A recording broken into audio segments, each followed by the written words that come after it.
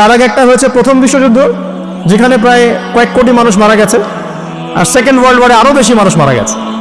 তো এখন বিশ্বকে ঠেলে দেওয়া হচ্ছে একটা থার্ড ওয়ার্ল্ড ওয়ারের দিকে, মানে যে কোনো সময় একটা তৃতীয় বিশ্বযুদ্ধের আশঙ্কা করছেন এখনকার যারা মিলিটারি অ্যাফেয়ার্স নিয়ে পড়াশোনা করেন, ওয়ার্ল্ড অ্যাফেয়ার্স নিয়ে পড়াশোনা করেন, তারা এগুলো বলতে পারবেন ভালো। বিশ্বকে একটা খাদ্য মন্দার দিকে ঠেলে দেওয়া হচ্ছে, বিশ্বকে একটা দুর্ভিক্ষের দিকে ঠেলে দেওয়া হচ্ছে, এবং মহামারীর মধ্যে দিয়ে অলরেডি কিন্তু আমাদের বিভিন্ন দেশের ইকোনমিক অবস্থা ভালো না, তার উপরে খাদ্য সংকট, তার উপরে যে বৈশ্বিক যুদ্ধগুলো, আমদানি রপ্তানি বন্ধ হয়ে যাচ্ছে, তেল গ্যাসের দাম বেড়ে যাচ্ছে, জনগণ হাহাকার করছে। এই পলিটিক্যাল গ্লোবাল অ্যাফেয়ার্সের ফিতনা এগুলা।